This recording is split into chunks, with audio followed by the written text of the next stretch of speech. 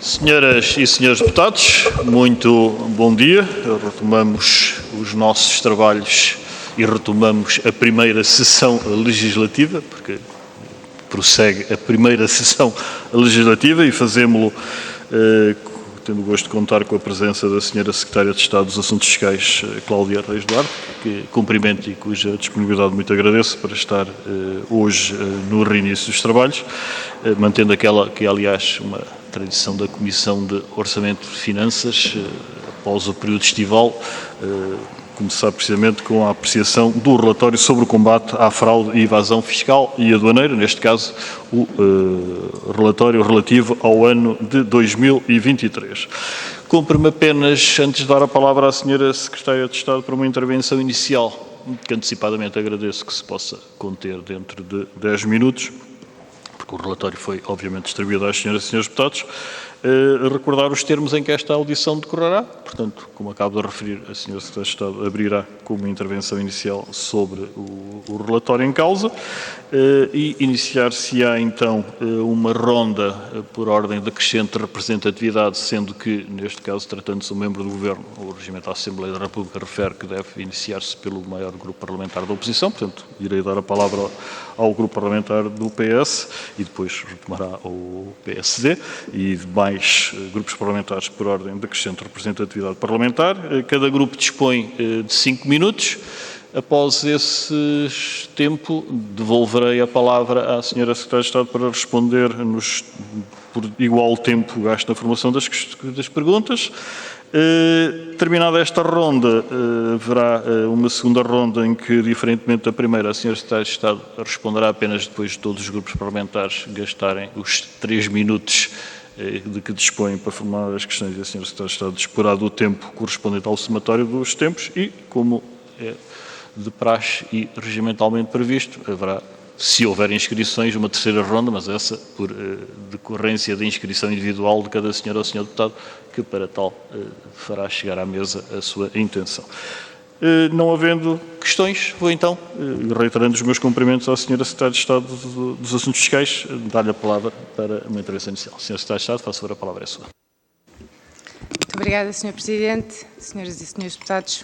Bom dia a todos. Antes de mais, enfim, o que nos traz aqui hoje é, novamente, e isto acontece todos os anos, o relatório sobre o combate à fraude e à evasão fiscais.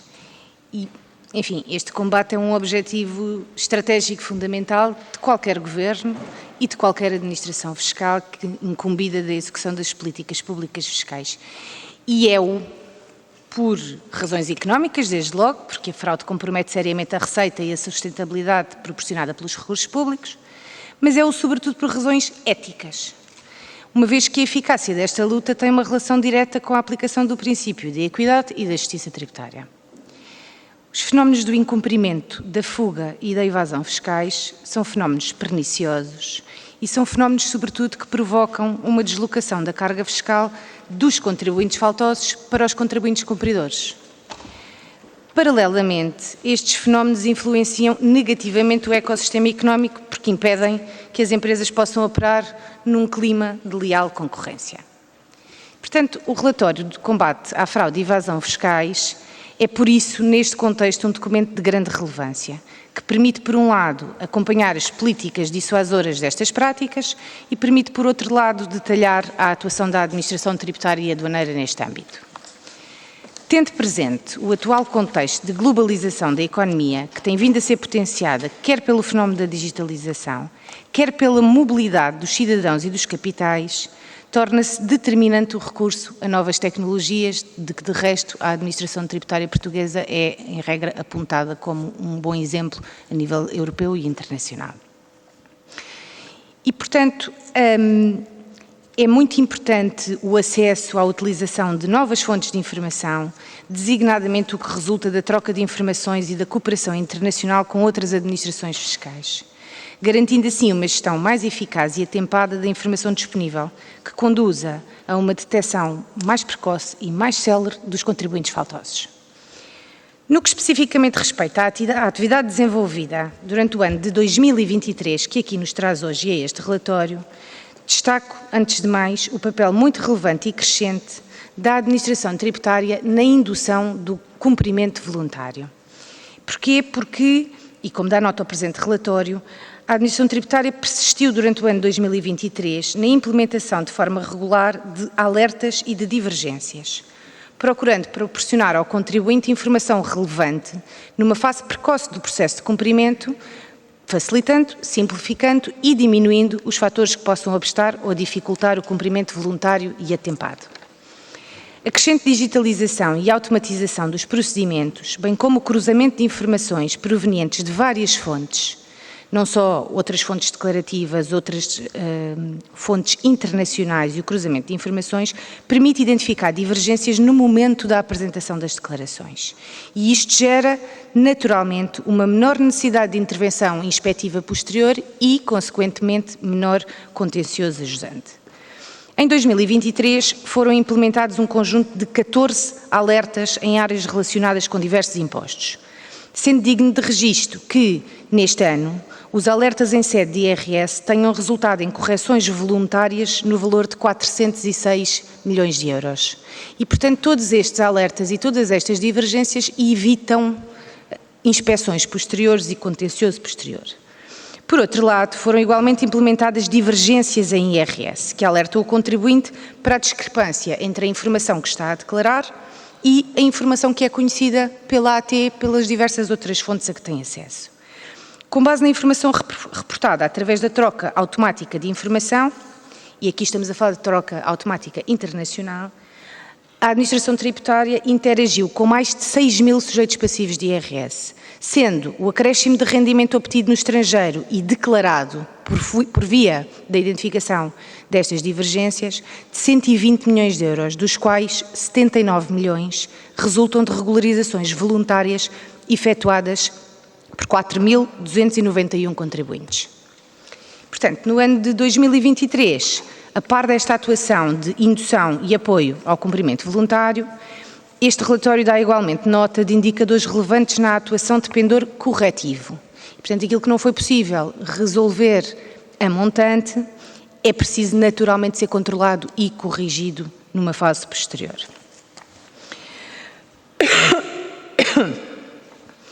Seja na vertente dos procedimentos inspectivos, seja depois, posteriormente e numa fase mais patológica, na atuação no âmbito penal.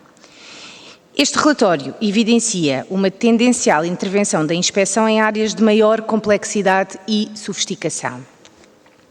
Crescentemente com pendor internacional, o que também é normal e acompanha, enfim, a globalização e a digitalização da economia, e este tipo de ações inspectivas envolvem metodologias de controle que são mais complexas, mais sofisticadas e mais demoradas.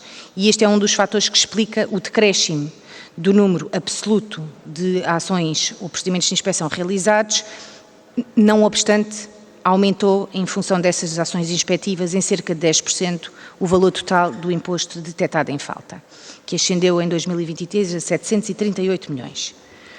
Neste âmbito, são igualmente dignos de nota os procedimentos realizados pela área de inspeção da Unidade dos Grandes Contribuintes, que é aqui de todos conhecida, no âmbito dos quais foram identificadas correções que ascendem a aproximadamente 522 milhões de euros de imposto em falta. No plano do combate à economia informal, que é outro fenómeno que tem vindo a ser abraçado neste âmbito, manteve-se em 2023 a tendência de aumento do número de documentos comunicados através do sistema e-fatura, com um incremento de mais de 11% face a 2022, o que representa, para termos uma ordem de grandeza e noção do que estamos a falar, mais de 6 mil milhões de documentos comunicados. Acresce com a obrigatoriedade de introdução do código de barras bidimensional, vulgo código QR, nas faturas emitidas através de programas de faturação certificados, assistiu-se em 2023 a um crescimento significativo da comunicação das faturas pelos adquirentes, em resultado do recurso à leitura deste código bidimensional através da aplicação da e-fatura, o que significa que mesmo que a fatura não seja comunicada pelo emitente, ela é comunicada pelo adquirente e, portanto, o manancial de informação que fica disponível no e-fatura é muitíssimo maior, permitindo, portanto, mais alertas, mais divergências, mais resolução numa fase mais precoce do procedimento. Na intervenção direta, face a condutas potencialmente relevantes do ponto de vista penal, que é outro vetor desta ação, é de realçar que no ano de 2023 houve um aumento do número de processos instaurados, que ascenderam a mais de 4.000 processos. E neste ano de 2023 foram constituídas arguidas 3.055 pessoas e entidades pela potencial prática de crimes de natureza fiscal ou aduaneira. Do ponto de vista das consequências penais, porque uma coisa é a fase de inquérito, outra é a decisão judicial sobre as condutas em causa, portanto, do ponto de vista das consequências penais, dizia, da atuação da administração tributária no âmbito da investigação criminal, é de destacar que das decisões judiciais proferidas em 2023 neste âmbito, resultou um número total de 646 arguidos condenados. Portanto, aquela ideia de que ninguém é condenado por prática de crimes fiscais manifestamente não corresponde à realidade.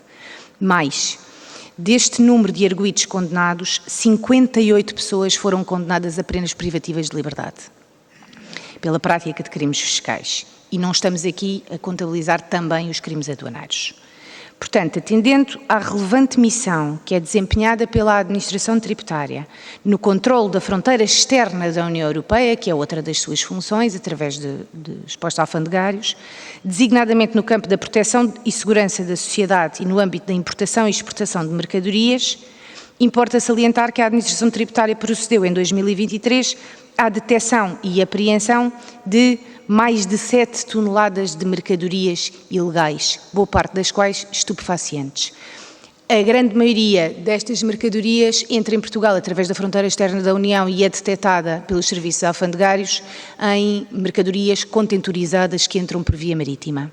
E, portanto, também aqui houve um aumento significativo da atividade e da detecção de irregularidades. Finalmente, e termino, diria que é da mais elementar justiça dedicar uma palavra de especial agradecimento aos trabalhadores e aos dirigentes da administração tributária, que constitui, dentro da administração pública, uma organização diferenciada, quer quanto à complexidade técnica e à exigência das competências que lhes estão atribuídas e de que este relatório dá nota. Para a obtenção dos resultados expressos no presente relatório, foi, não tenho dúvidas, fundamental o empenho dos profissionais que diariamente contribuem para o apoio aos contribuintes, para a promoção do cumprimento voluntário e, com isto, para a aproximação entre a administração tributária e os contribuintes, mas também especificamente para o combate à fraude e à evasão fiscais e aduaneiras. Não se ignora o aumento muito significativo da idade média dos funcionários da administração tributária, de resto numa tendência que é transversal a toda a administração pública, mas que gera um indiscutível desafio nos próximos anos quanto a esta matéria. E por isso, já no final da anterior legislatura, foi iniciada uma trajetória de recrutamento plurianual de novos funcionários para a administração tributária, com a particularidade de que os novos funcionários da administração tributária não se integram e podem, com a complexidade das funções que exercem, enfim, desempenhar as suas funções cabalmente um mês depois e, portanto, exige um período de dilação que é grande e de formação que é exigente. E, portanto, foi aberto um concurso e foram integrados 400 novos funcionários na última terça-feira. E este é um caminho, mas é um caminho que precisa de ser continuado. Houve um outro concurso aberto, cujo prazo de candidaturas terminou no final do passado mês de julho, para mais 390 funcionários, e isto é uma trajetória que este Governo está atento e quer manter. O combate à fraude, evasão fiscais e aduaneiras tem uma dimensão cada vez mais global e mais complexa, seja pela maior internacionalização, seja pela proliferação de diferentes modelos de negócio, o que potencia novas tipologias de fraude e de mecanismos de erosão da base tributável. A missão da administração tributária, que é cada vez mais desafiante nesta matéria, é muito importante, quer na indução do cumprimento, quer na arrecadação de receita, quer ainda na detecção de irregularidades e no seu papel crucial no combate à fraude e evasão fiscais e aduaneiras, de que este relatório dá nota, e esta atividade constitui, segundo havemos, um dos pilares fundamentais do Estado de Direito Social. Cabe-nos, por isso, enquanto Governo, e a todos aqui enquanto Parlamento, e diria que isto é incontroverso, estar atentos a estes desafios e estar à altura de lhes dar resposta. Muito obrigada. Muito obrigado, Sra. Secretária de Estado. Vamos então dar início à primeira ronda e, como há pouco referi, dando a palavra ao Grupo Parlamentar do Partido Socialista, mais concretamente ao Sr. Deputado Carlos Brás, que cumprimento e a quem de imediato dou a palavra, dispõe até 5 minutos. Faça favor. Muito obrigado, Sr. Presidente. Cumprimento o Sr. Presidente, todas e todos os Srs. Deputados, a Sra. Secretária de Estado. Sra. Secretária de Estado, o relatório não suscita grandes dúvidas de interpretação, está bem elaborado, é claro, tem bons gráficos, bons quadros e é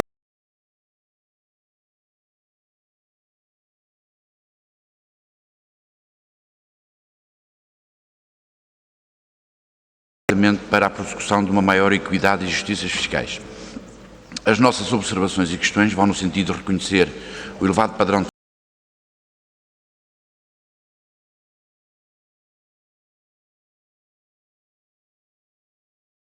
é essencialmente assente no cumprimento voluntário e no auxílio àqueles que tentam, mas que por alguma razão não conseguem fazer o cumprimento voluntário das suas obrigações fiscais.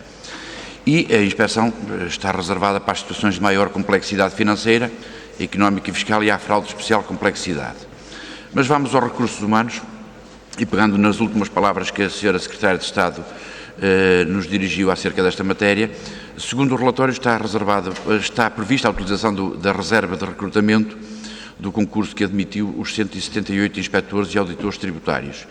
E a primeira questão, que lhe pedia que depois registrasse e pudesse responder é: quando é que se prevê a utilização desta reserva de recrutamento e para quantos trabalhadores? Considerando que um inspetor tributário demora cerca de 1 ano a formar-se e a autonomizar-se como um recurso humano, e considerando ainda que precisa de acompanhamento de colegas nessa fase de estágio, a Sra. Secretária de Estado para a área inspectiva para o ano corrente e o próximo ano. Um outro tema que queria o contributo que a Inspeção-Geral de Finanças deu neste relatório, nomeadamente no que diz respeito aos benefícios fiscais ao investimento, sendo que é dito que a autoridade tributária não dispõe de estratégia de análise de risco nem de metodologias para o controle integrado destes benefícios. E a pergunta é: como é que se justifica esta situação e qual é o plano para o futuro? Depois, um outro tema abordado pela Inspeção-Geral de Finanças tem a ver com o arrendamento imobiliário. É dito também que a autoridade tributária não tem plano de controle de rendas não declaradas. E nesta inspeção, nesta auditoria realizada pela Inspeção-Geral de Finanças, conclui que o Fisco tem dificuldade em controlar os arrendamentos no mercado paralelo e a amostragem que foi conseguida concluiu que 60% dos contratos não estavam registados nas finanças. Como eu já atrás referi, o nosso sistema fiscal reserva a inspeção tributária para casos de especial complexidade, mas se calhar na tentativa de encontrarmos os grandes incumpridores, provavelmente estaremos a deixar fugir uma míriade de pequenos incumpridores que no seu conjunto representarão um elevado volume de receita. Ainda ontem tive a oportunidade de visitar uma federação académica e um alojamento estudantil, e o que nos foi dito pelo Presidente da Federação é que muitos dos alunos bolseiros que teriam direito a benefícios sociais não os podem obter porque precisamente não têm nenhum contrato de arrendamento. Portanto, não conseguem justificar essa situação. Era importante que a AT desse atenção a esta situação dos arrendamentos, obviamente não descurando os grandes devedores e os grandes incumpridores, mas tentar também a estes pequenos incumprimentos. Depois queria também que me falasse um pouco sobre a questão das denúncias que vão chegando à autoridade tributária. Há serviços há serviços do Estado que prestam relevante atenção a esta questão das denúncias. Gostávamos de saber que tratamento é que é dado à AT nas denúncias e, sobretudo, também nas denúncias anónimas. Já nos falou também um pouco sobre o atendimento. Nós sabemos que, na sequência da pandemia, houve fortes restrições ao atendimento. Ele demorou a ser retomado. Sabemos que há um mix de atendimento por marcação, dias dedicados, atendimentos espontâneos, mas queria-lhe colocar a questão da cobrança. Como é que está a funcionar a cobrança, sendo que temos informação que em determinados serviços de finanças, após a emissão da guia de pagamento, o contribuinte tem que fazer longas distâncias até poder chegar a uma caixa multibanco. temos que ter noção que nem todos os portugueses têm as aplicações no telemóvel, que nem todos os portugueses têm o nível de literacia digital que lhes permita fazer pagamentos online e, portanto, era importante também que, em algumas situações, as tesourarias pudessem dar maior atendimento aos contribuintes. Relativamente às ações inspectivas, verifica-se aqui que de 2022 para 2023 elas diminuíram. E a tendência deste ano, a questão é esta, qual é a tendência que se está a verificar? A informação que dispomos é que tem havido diminuta distribuição de processos aos inspectores. E eu queria que a Sra. Secretária de Estado se pronunciasse sobre isso. Tem havido dificuldades, há menos processos a ser distribuídos e qual é a situação que se verifica. Depois teremos aqui mais questões, deixaremos então para a segunda ronda. Muito obrigado, Sr. Presidente. Muito obrigado, Sr. Deputado Carlos Brás. Então, a palavra à Sra. Secretária de Estado para responder. Dispõe igualmente até 5 minutos, faça favor. Sr. Presidente, Sr. Deputado Carlos Brás, enfim, vou tentar em 5 minutos cobrir aqui as várias áreas que aflorou nas perguntas que me dirigiu. Primeiro tema, recursos humanos. Eu frisei na intervenção inicial, porque é um tema que vemos com atenção e com muita preocupação, o envelhecimento dos funcionários da AT. Porquê? Porque nos põe um problema nos próximos anos de saídas por efeito da merecida, diga-se, reforma. E põe um problema não apenas porque perdemos esse capital humano, que é precioso, e que é tendencialmente mais precioso quanto maior a idade dos funcionários, porque isso significa mais experiência e mais competência, mas que é precioso e urgente promover recrutamentos adicionais, porque senão perdemos a capacidade de transmissão interna desse conhecimento. Como dizia e bem, não posso acompanhá-lo mais, este capital, e não é só formação técnica, é formação quanto aos valores da organização, que não é uma organização qualquer, que tem valores muito particulares e que deve pautar-se por um orgulho e por uma responsabilidade nas competências de marcado de interesse público que desenvolve. Portanto, como dei nota, na passada terça-feira foram incorporados, por efeito de um anterior concurso, cerca de 400 novos funcionários na administração tributária. O concurso, cujas candidaturas, com muita adesão, devo dizer, terminaram no final de julho, apresentaram-se 16 mil candidaturas para 390 lugares. E, portanto, isto demonstra que continua a ser uma carreira manifestamente atrativa. O concurso continua em curso, passa o pleonasmo e, portanto, será fechado. E a intenção deste Governo é, manifestamente por tudo o que acabo de lhe dizer e que frisei na intervenção inicial, manter esta trajetória de recrutamento, de alimentação, se quiser, da base, para tentar com isto colmatar, ainda que demore tempo, as saídas e este desafio de envelhecimento dos funcionários e das estruturas da administração tributária.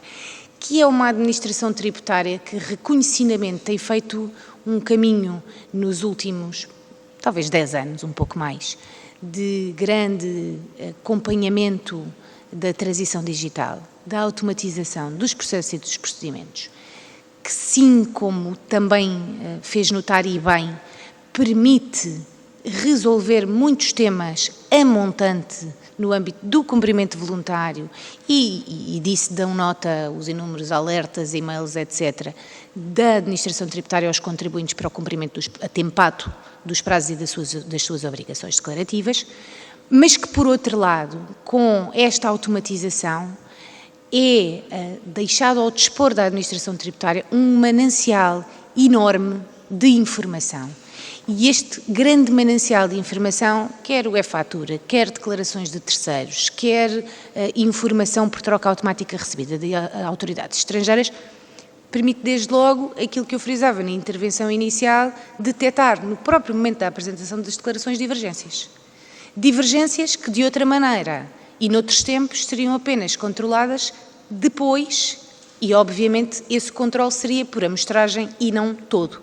Portanto, todo este manancial de informação, este cruzamento, esta possibilidade de detecção no momento da apresentação das declarações, e isso é particularmente relevante, eu diria, pelo menos em número, nas declarações de IVA e nas declarações de IRS.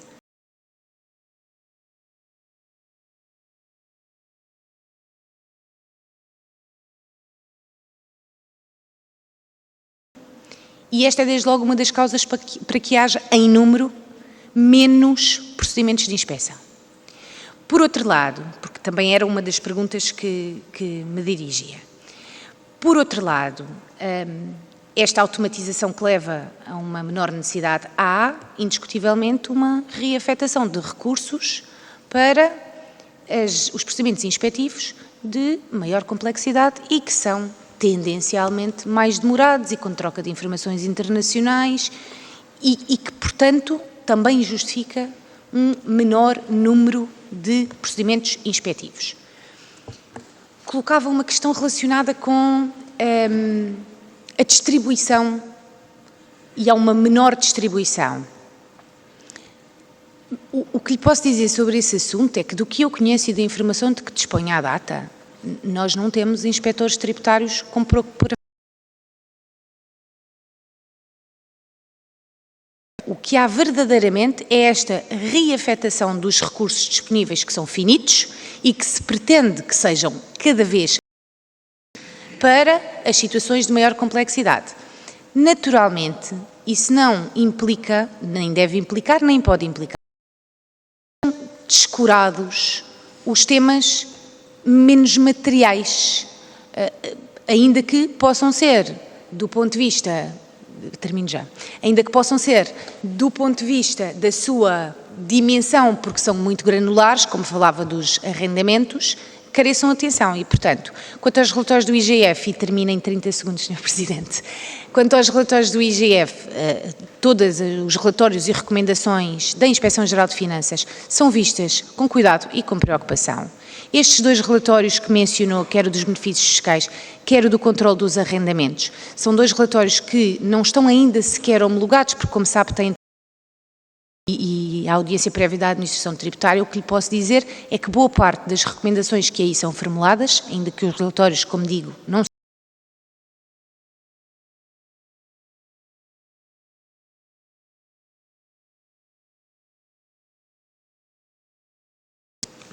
Muito obrigado, Sra. Secretária de Estado. O tempo é como um dos recursos que referiu, finito.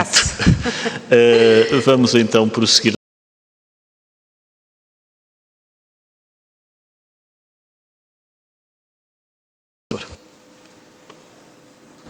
Muito obrigado, Sr. Presidente. Em primeiro lugar, começar por saudar a Sra. Secretária de Estado, em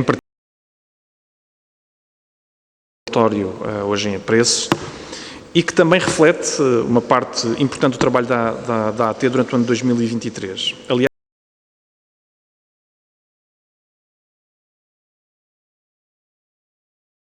um importante trabalho enquanto garante da equidade fiscal, onde importa realçar o desafio diário que todos os seus profissionais assumem para o sucesso da missão deste importante organismo, enfrentando diariamente o desafio de garantir o cumprimento das obrigações tributárias e aduaneiras em Portugal.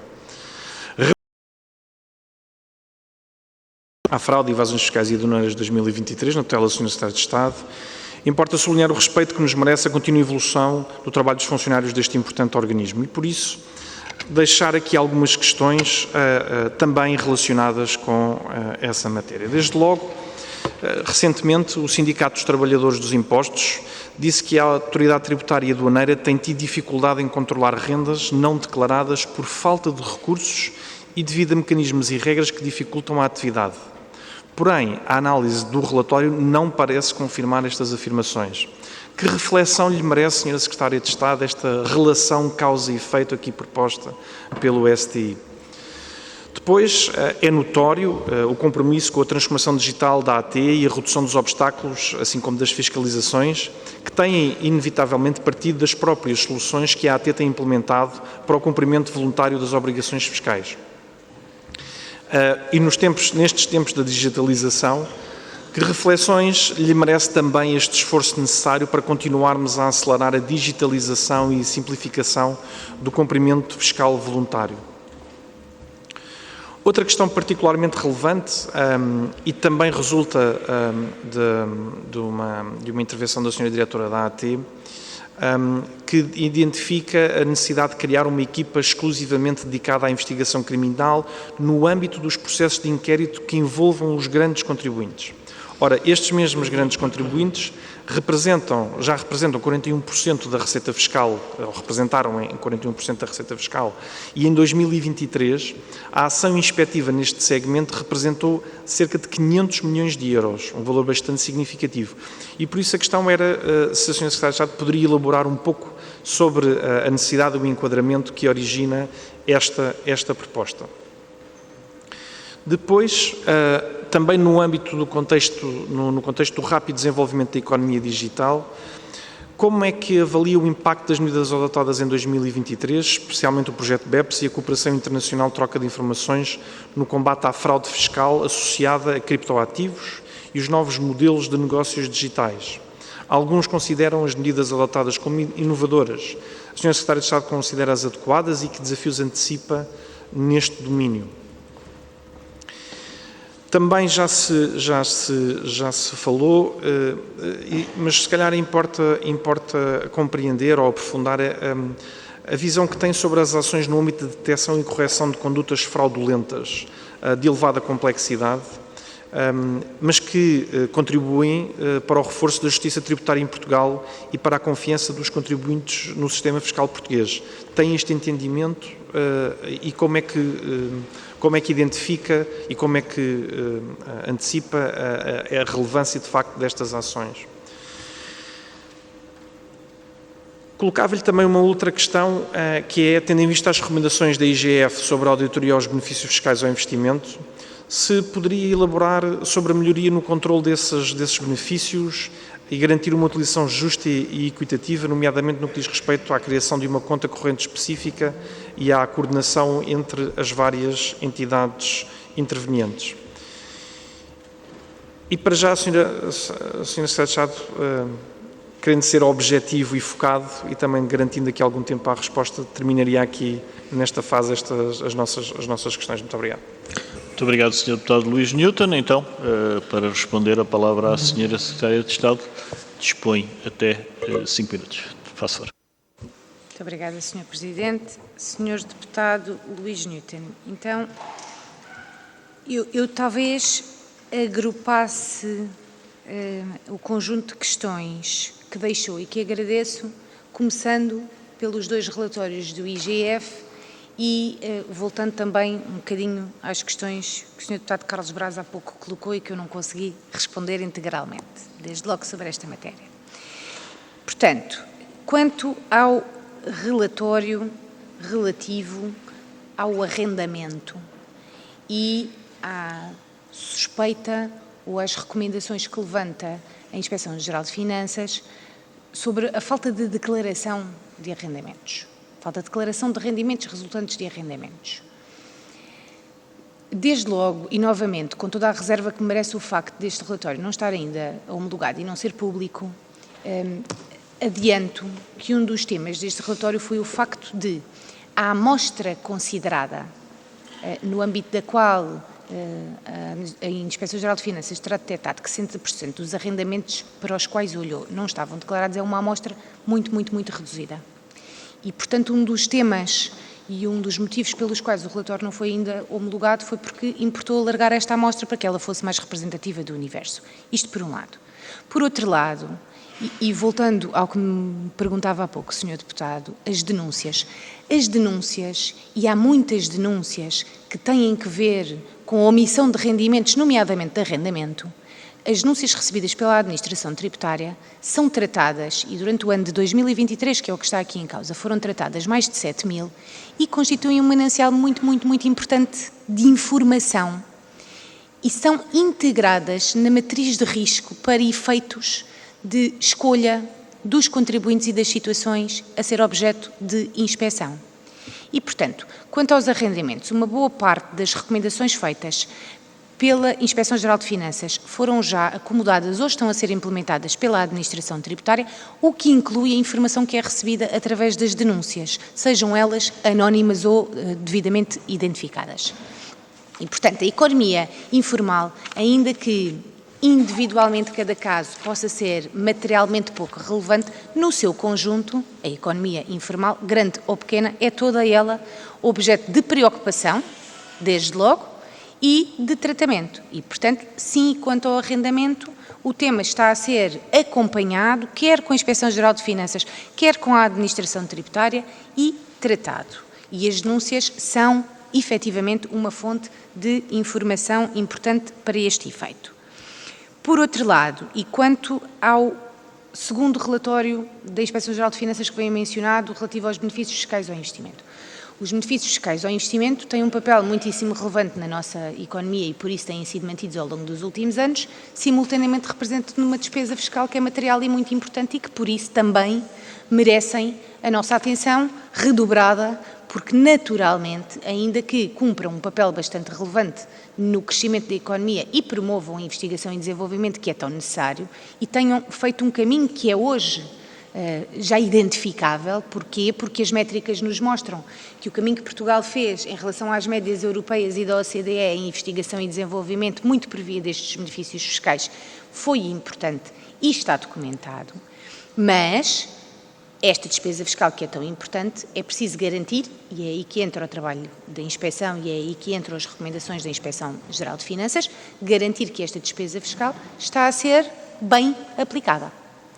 Portanto, há um primeiro relatório, que eu não sei precisar, mas que será de 2000 ou 2021, da Inspeção-Geral de Finanças sobre esta matéria, que identificava vários constrangimentos ou iniquidades no controle por parte da Agência Nacional de Investimento, que é quem verifica os requisitos e os pressupostos da aplicação destes benefícios, e é depois todo este conjunto de recomendações que a Administração Tributária, alguns já implementou e outros está a implementar, nomeadamente no que toca à conta corrente dos benefícios fiscais. Por outro lado, quanto à digitalização, ao cumprimento voluntário, à confiança que todas estas ações e diligências geram. A digitalização é uma evidência e é uma inevitabilidade e coloca as administrações fiscais, não apenas à portuguesa, mas a todas, desafios acrescidos. Mas, por outro lado, é também uma oportunidade, porque é a digitalização e a automatização que permite ter acesso ao cruzamento de informações que, por outro lado, permitem não apenas melhor e maior indução no cumprimento voluntário pelos contribuintes e mais célere e mais atempada detecção das irregularidades para que se possa atuar. E a detecção dos novos modelos de negócio, dos novos modelos de irregularidade que são praticados desde logo por via da digitalização, e os criptoativos são uma preocupação grande neste tema, permite atuar mais cedo. E atuar quer por intervenção legislativa, por um lado, coisa que se tem feito quanto aos criptoativos nos últimos anos e se continuará a fazer porque há várias matérias a ser discutidas internacionalmente, como permite, por outro lado, mais rapidamente desincentivar pela publicidade que é dada à detecção e à punição deste tipo de atuações, desincentivar este tipo de atuações ilícitas. E peço desculpa. Muito obrigado, Sra. Secretária de Estado. Prosseguimos dando a palavra ao Grupo Parlamentar do Chega, Sr. Deputado Eduardo Teixeira, cumprimento, e a quem dou a palavra dispõe também de 5 minutos. Muito obrigado, Sr. Presidente. Gostava de cumprimentar todos os colegas, cumprimentar o Sr. Secretário de Estado, Doutora Cláudia Reis Duarte. Estamos hoje aqui para falar e apresentar-nos um relatório sobre o combate à fraude e à evasão fiscal, algo muito importante. Não estamos a falar só dos problemas de justiça e de tudo o inerente a vários fatores que têm efeitos sobre as receitas do Estado e sobre a economia de Portugal, mas também sobre quem quer cumprir e quem não cumpre, e essa é a função de quem está no seu lugar, de pôr a máquina a funcionar. Sabemos que nem sempre é fácil e, portanto, também lhe dou essa nota de que estará com certeza neste momento a fazer os possíveis para pôr a máquina a funcionar melhor. Há vários temas que nos preocupam neste relatório, nomeadamente que fazem muito bem, logo de início, um agradecimento aos trabalhadores e aos dirigentes da AT pelo trabalho que tem desenvolvido. Com incerteza económica e social, a autoridade tributária tem desempenhado ou desempenha essencialmente um papel de funcionamento estável, fluido e saudável na economia, assim esperamos todos, é essa a sua missão. Mas considero mesmo, desde que assumiu as funções há quase 6 meses, 5 meses e qualquer coisa, porque há atrasos nas denúncias de falta de pessoal, a autoridade tributária não tem uma estratégia de análise de risco, bem como de controle dos benefícios fiscais, e são muitos que são atribuídos. Desde logo lhe digo, eu sou também autarca e vejo muitos benefícios fiscais a serem atribuídos também no poder local, de alguns milhões de euros, e preocupa-me ver o impacto e fiscalização disto, e sabemos também, lidamos com a autonomia do poder local, mas depois é o Estado que tem que interagir. Quanto à questão dos trabalhadores, sabemos, e constata-se no relatório, uma diminuição clara e significativa de efetivos, correspondendo a um número mais baixo nos últimos 8 anos. Não é só digitalização, não é só evolução tecnológica, nem inteligência artificial, certamente. Há aqui um problema grave e, como foi dito, estão 170 inspectores preparados. Quando é que eles vão, então, estar em funções? O conhecimento e a competência destes quadros permanentes requer tempo e formar e produzir resultados. Também se sabe que o número de inspectores tributários face ao ano transato passou de 50 mil para 40 mil inspeções em 23, ou seja, há menor fiscalização. Perspectiva-se também, em termos aí de meios humanos, uma redução por reforma de cerca de 4 mil colaboradores da AT, dos quais cerca de 2 mil já dentro de muito pouco tempo, dentro de 6 meses, em 2025.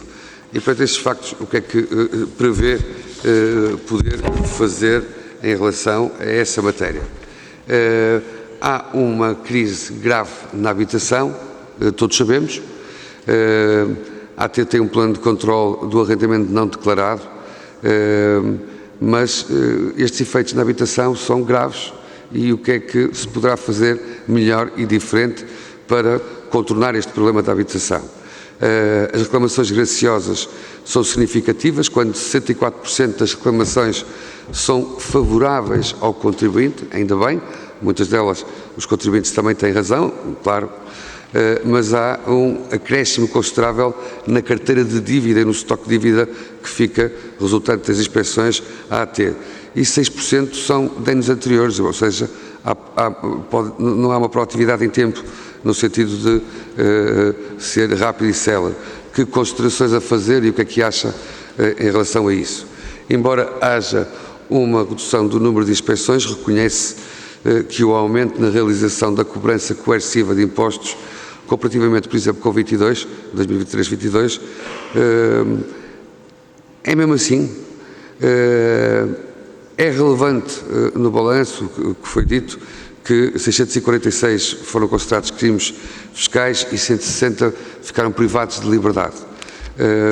Mas nós ouvimos falar de muitos milhares de milhões de economia paralela. E essa economia paralela é privação de receita, e essa privação de receita é a impossibilidade que o Estado tem de fazer melhor despesa, e despesa que seja saudável para o contribuinte. E, portanto, nesta 41% das inspeções são sobre grandes contribuintes e representam 41% do total da execução orçamental, porém foram detectados 522 milhões de impostos, especialmente em falta. 522 milhões de impostos, para termos ideia do que estamos a falar, é o montante que está nas políticas invariáveis para o ano que o Estado prevê gastar, estou a terminar, Sr. Presidente, que prevê gastar em investimento, aquele investimento que tem sido sempre adiado, é este montante que estamos a falar. E, portanto, qual é a sua opinião sobre esta matéria e a opinião do que é que fazer mais para combater a economia paralela que rouba dinheiro ao Estado para investir em Portugal? E terminando, Sr. Presidente, que medidas legais sugere e que tenciona implementar, considerando que em 23 não existiram muitas medidas legislativas de isolatório com impacto significativo nesta vertente do combate à fraude e à evasão fiscal. O que é que o Sr. Secretário de Estado nos sugere em termos parlamentares que possamos legislar para fazer melhor? Muito obrigado. Muito obrigado, Sr. Deputado. A palavra à Sra. Secretária de Estado para responder. Sra. Secretária de Estado dispõe até 5 minutos, por favor. Obrigada, Sr. Presidente. Sr. Deputado Eduardo Teixeira. Novamente vou fazer aqui um esforço de gerir de forma mais eficiente e eficaz os meus 5 minutos para ver se consigo cobrir todas as questões que dirigiu. Quanto ao tema do pessoal, volto a frisar. Estamos muito conscientes do problema que representa o envelhecimento dos quadros da administração tributária. Muito conscientes e, portanto, não só foram integrados na passada terça-feira cerca de 400 novos funcionários, cuja aquisição de competências, naturalmente, a necessidade de formação é grande e é demorada e, portanto, não são funcionários que possam estar a fazer inspeção amanhã. Ou seja, a administração tributária, como eu referi na minha intervenção inicial, é uma organização bastante diferenciada em termos de complexidade das competências que lhe são exigidas em todas as vertentes. E, portanto, uma parte considerável desses 400 funcionários vai ser alocada à inspeção tributária. Mas, e não podemos ignorar este tema, a administração tributária não se cinge à inspeção. Ou seja, a administração tributária está muito direcionada e bem, e deve continuar a estar, e deve continuar a ser reforçada na indução ao cumprimento voluntário, porque a indução ao cumprimento voluntário evita inspeções e evita contencioso posterior. Há economia informal ou paralela, como dizia. Sim, é preciso combatê-la, sim, de forma cada vez mais veemente. Estamos a trabalhar, de resto, em várias possibilidades ou várias propostas de intervenção legislativa nessa matéria e que não estou em condições, nem posso adiantar-lhe agora. Mas a economia informal ou paralela é hoje fruto de todo o trabalho dos últimos anos da administração tributária, e acho que reconhecemos todos, e é mais ou menos incontroverso, muitíssimo inferior àquilo que já foi em tempos e fruto de todo o trabalho que a administração tributária e as intervenções legislativas aprovadas nesta Casa têm permitido que se faça. E, portanto, é um caminho, há constrangimentos, há iniquidades, continua a haver, permitir-me-á a expressão um pouco técnica, quem fuja ao fisco. Vai haver sempre. Aquilo que queremos é que sejam cada vez menos, seja por via da pequena economia paralela ou informal, e, enfim, aqui falo, por exemplo, neste problema do arrendamento não declarado e das rendas baixas ou dos quartos alugados ou de todas essas realidades que sabemos que existem e que é preciso combater de forma veemente e firme, seja na grande criminalidade internacional organizada em matéria fiscal e aduaneira. Não nos esqueçamos, porque tendemos a falar no fiscal e esquecer o aduaneiro, que é uma competência e uma função importantíssima da administração tributária, porque é uma questão de segurança nacional e comunitária, porque faz o controle da fronteira externa da União.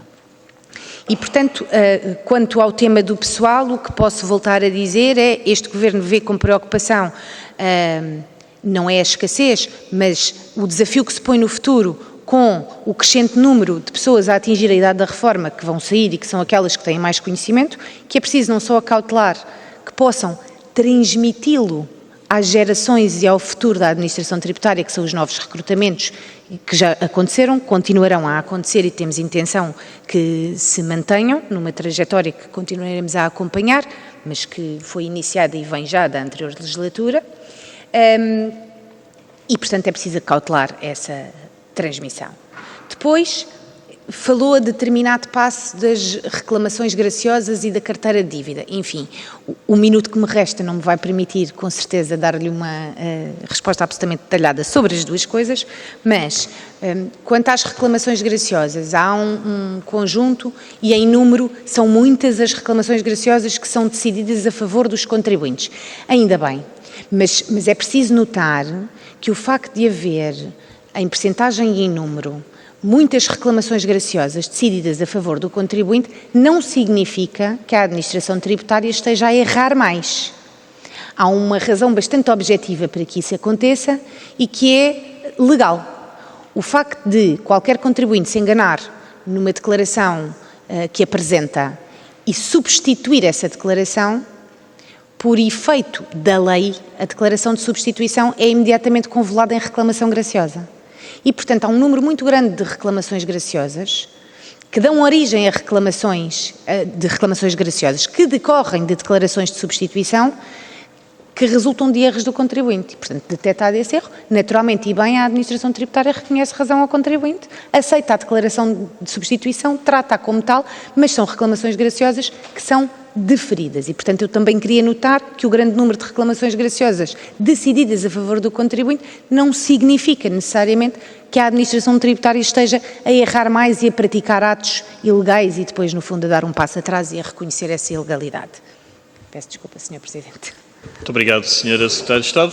Prosseguimos dando a palavra ao Grupo Parlamentar da Iniciativa Liberal, Sr. Deputado Bernardo Blanco, cumprimento, e a quem dou a palavra dispõe até 5 minutos, faça favor. Obrigado, Sr. Presidente. Cumprimento também neste regresso, cumprimentar a Sra. Secretária de Estado.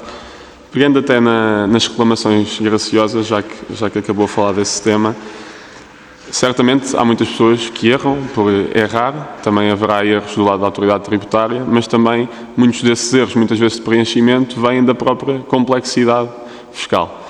E nesse sentido, e olhando para os números, o que se vê é que o número de reclamações tem crescido. Agora em 2023 já são quase 64.175 por dia e, como disse bem, a grande maioria, 2/3, são decididos a favor do contribuinte.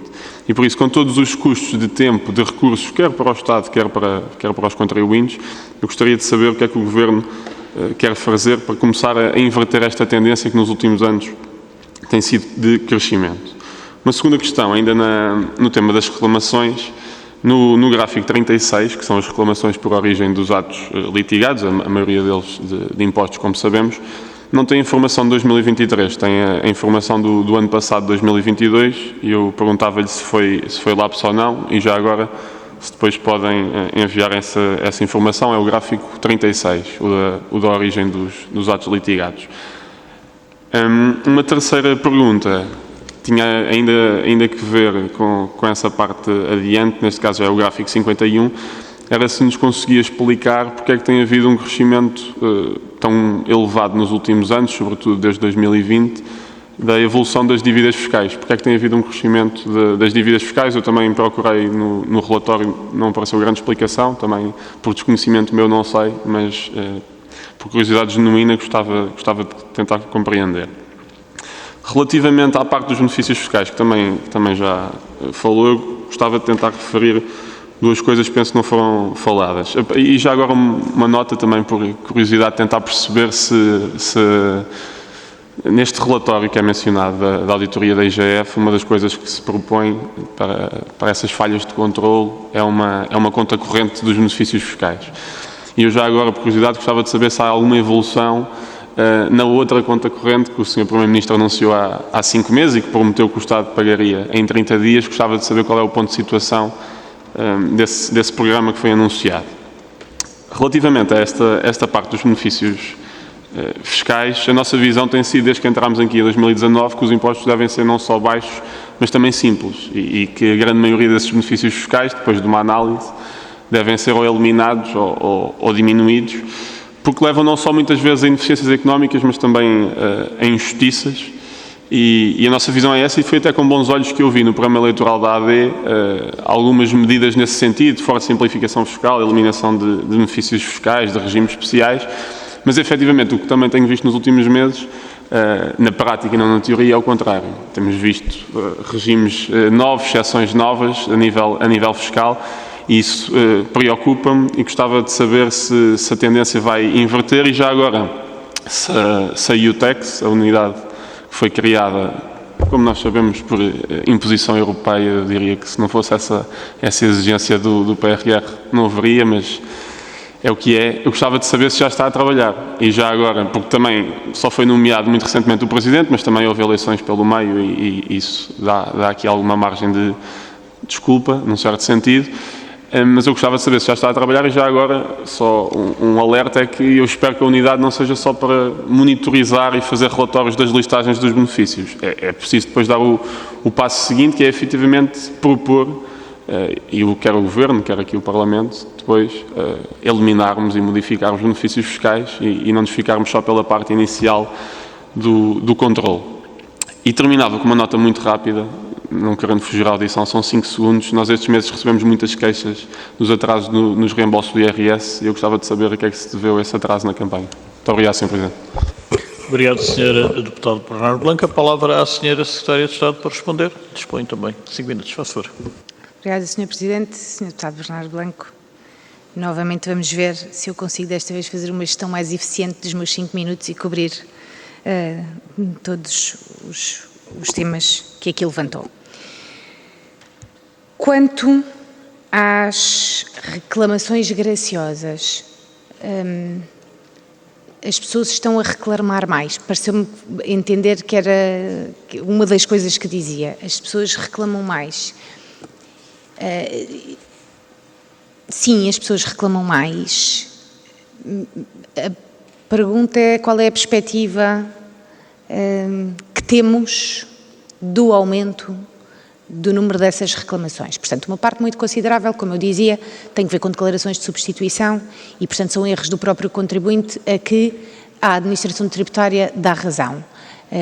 Se podemos diminuir a complexidade do sistema, ou a burocracia, ou o número de passos, ou o número de procedimentos. Enfim, nós temos um sistema jurídico, como sabe, que é bastante garantístico, ainda bem, pelo contribuinte, e, portanto, o contribuinte fazer mais uso dos meios e das garantias que estão ao seu dispor também significa um contribuinte mais informado e com mais literacia.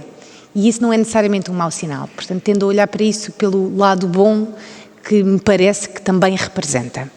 Depois, quanto ao gráfico da página 36, que refere 22, eu confesso, e enfim, penitencio-me por isso, que não sei se o lapso é na epígrafe, e portanto os dados são de facto os dados de 23, ou se é mesmo no gráfico, mas vou procurar saber. Pronto, e vou procurar saber e farei chegar a esta comissão o gráfico devidamente atualizado. Quanto ao aumento das dívidas fiscais, enfim, o aumento das dívidas fiscais tem várias explicações, não tem uma, mas há várias razões que militam e que justificam este aumento da dívida fiscal. Suponho que o que quer dizer é o aumento da dívida executiva e não da dívida emitida. E, portanto, nos últimos anos, nós tivemos vários regimes, quer de suspensão dos prazos, por exemplo, de prescrição em função da pandemia, e houve vários diplomas que suspenderam os prazos de prescrição e, portanto, ela não contou durante esse período. Tivemos, por outro lado, vários regimes que permitiram o alargamento do prazo de pagamento das dívidas e o seu pagamento em planos prestacionais. Isso faz com que necessariamente a dívida executiva aumente, porque a dívida que teria que ser paga de uma só vez, entretanto é permitido que ela seja paga durante várias prestações e em alguns casos sem necessidade de prestação de garantia. Aliás, hoje em dia há um regime do final do ano passado, salvo erro, espero não estar aqui a cometer nenhuma incorreção, em que os contribuintes são alertados da possibilidade de pagarem prestações sem necessidade de prestar garantia e sem agravamentos demais. E, portanto, todas essas possibilidades de pagamento prestacional alargam o prazo de pagamento e diferem no tempo necessariamente da cobrança da dívida. E, portanto, não resultam de uma maior inação na cobrança por parte da administração tributária, mas sim da aprovação de um conjunto de regimes que permitem o alargamento no tempo do prazo de pagamento das dívidas. Por outro lado, e quanto à carteira da dívida executiva, Nos últimos anos houve também um entendimento jurisprudencial que provocou alguma alteração na leitura ou na categorização, se quisermos, da carteira de dívida, porque no fundo a carteira da dívida executiva, aquela que está pendente de cobrança coerciva, tem, eu diria, aliás há um gráfico neste relatório, tem 3 categorias, se assim lhe podemos chamar, ainda que isto não seja terminologicamente rigoroso, tecnicamente rigoroso. Por um lado, temos a dívida que está suspensa, e essa não pode ser cobrada pela administração tributária, e está suspensa, porquê? Porque está a ser discutida em tribunal, e enquanto o tribunal não decidir afinal qual é o desfecho, se é devido ou não é devido, não pode haver diligências de cobrança executiva. Por outro lado, temos a dívida ativa, que é aquela que está a ser tramitada, e esta aumenta desde logo também por força destes regimes de alargamento dos prazos de pagamento, e a dívida declarada em falhas, e enfim, por efeito da jurisprudência mais recente sobre a prescrição, a dívida declarada em falhas tem vindo, nos últimos anos, a conhecer um aumento significativo. Para lhe responder aos 3 últimos temas de forma lapidar, e juro que é lapidar, Sr. Presidente, pagamento em 30 dias é um projeto anunciado e que está a ser trabalhado. E, portanto, quanto a isso, o que lhe posso dizer é, sim, estamos a trabalhar nesse assunto. Quanto à simplificação, é um desiderate grande, eu acho que deve ser de qualquer ator que trabalhe neste cenário que é a fiscalidade, a simplificação e a desburocratização, e também aí o Governo já está a trabalhar e tem um grupo interno dentro dos gabinetes do Ministério das Finanças constituído, com a intervenção e a ajuda de várias entidades que aportam contributos relevantes para propor medidas específicas de simplificação, porque a simplificação leva a mais e a melhor cumprimento. E também, obviamente, a menos fraude e menos necessidade de detecção ajusante. E o TEX está constituída, está a trabalhar, já, e sim, tem um mandato bastante ambicioso e que vai muito para além de listar os benefícios fiscais existentes. E, portanto, aí queria tranquilizá-lo e dizer-lhe que os trabalhos estão em curso e que, de facto, são trabalhos que vão muito para além da simples listagem dos benefícios fiscais existentes. Por último, e em 10 segundos, prometo. Por último, e quanto aos reembolsos do IRS, os reembolsos do IRS este ano não tiveram um aumento significativo no tempo médio de reembolso face aos anos anteriores, mas em qualquer caso tiveram um aumento. E tiveram um aumento que é justificado em grande medida pelo facto de uma intervenção legislativa muito grande que houve no final do ano passado e que era preciso não só interpretar a lei e as muitas alterações que foram introduzidas em outubro, salvo erro, do ano passado, do pacote Mais Habitação, com muito impacto no tratamento e na tributação dos rendimentos, sobretudo os de categoria F, rendas, e de categoria G, mais-valias, e que levou a um atraso considerável no tratamento das declarações de IRS, sobretudo aquelas que apresentavam rendimentos desta natureza. E, portanto, foi isso que justificou alguma dilação no tempo do tratamento, da validação e da efetivação dos reembolsos em IRS. Peço desculpa. Muito obrigado, Sra. Secretária de Estado. E, presumivelmente, para concluirmos esta primeira ronda, palavra ao Grupo Parlamentar do CDS, Sr. Deputado Paulo Nunes, cumprimento, dispõe até 5 minutos, faz favor. Muito obrigado, Sr. Presidente. Em primeiro lugar, agradecer a presença da Sra. Secretária de Estado dos Assuntos Fiscais e a sua disponibilidade para vir apresentar o relatório de combate à fraude e evasão fiscal no Parlamento. Sabemos que este relatório diz respeito ao ano 2023 e, por isso, um ano em que o atual Governo ainda não estava em funções. Ainda assim, na sua qualidade de Secretário de Estado dos Assuntos Fiscais, tem a obrigação de o vir apresentar a este Parlamento e de o discutir com os deputados dos vários grupos parlamentares. Eu também passei, já agora, por essa circunstância e também apresentei, no meu primeiro ano de mandato como Secretário de Estado, um relatório que tinha sido elaborado pelo Governo anterior.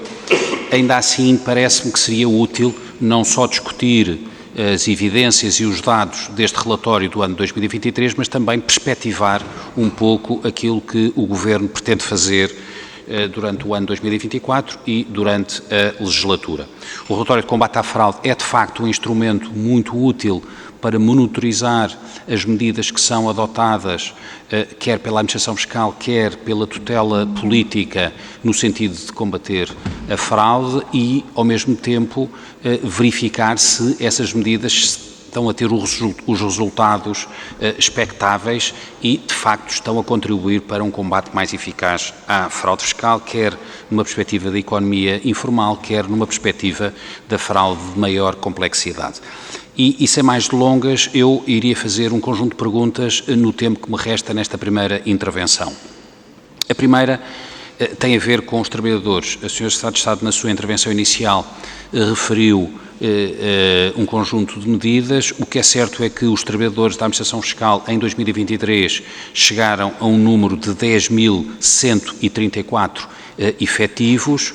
Houve um decréscimo significativo face a 2022 e perguntar-lhe quais são, no fundo, as perspectivas do Governo em termos de colaboradores e trabalhadores da Administração Fiscal. Qual é o número que o Governo considera mínimo para que a Administração Fiscal desempenhe bem as suas funções e quais são a estratégia que o Governo tem pensada em termos de lançamento de concursos para atingir essa meta. Em segundo lugar, ainda no que diz respeito aos trabalhadores, é referido no relatório de combate à fraude e evasão fiscal que se mantém o recurso ao teletrabalho como modelo organizacional de trabalho. E a pergunta que eu faço é, depois de ter terminado a crise pandémica do Covid, não faria sentido que a esmagadora maioria dos trabalhadores da AT voltasse novamente aos seus locais de trabalho e o teletrabalho deixasse de ser uma alternativa para tantos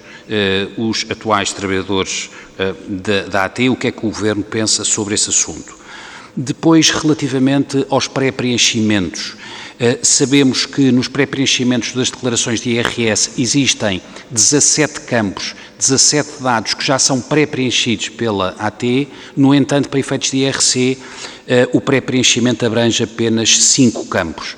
E a pergunta é porque é que não há mais campos pré-preenchidos ao nível do IRC, evitando com isso e combatendo de uma forma eficaz fraude e evasão fiscal nas declarações de IRC. Até porque as liquidações oficiosas de IRC, quando acontecem, por não apresentação da declaração, são feitas com base nos elementos do e-fatura e, por isso, já há elementos do e-fatura que permitem preenchimento das liquidações oficiosas, também, em princípio, esses elementos poderiam ser mais usados no pré-preenchimento das declarações de IRC. Finalmente, no minuto que tenho ainda, e nesta primeira intervenção, gostaria de dedicar algum tempo ao sistema e-fatura. O sistema e-fatura foi criado em 2013, no tempo do anterior governo PST-CDS, e, de facto, os números demonstram que tem tido sucesso no combate à fraude fiscal e, em particular, à economia informal.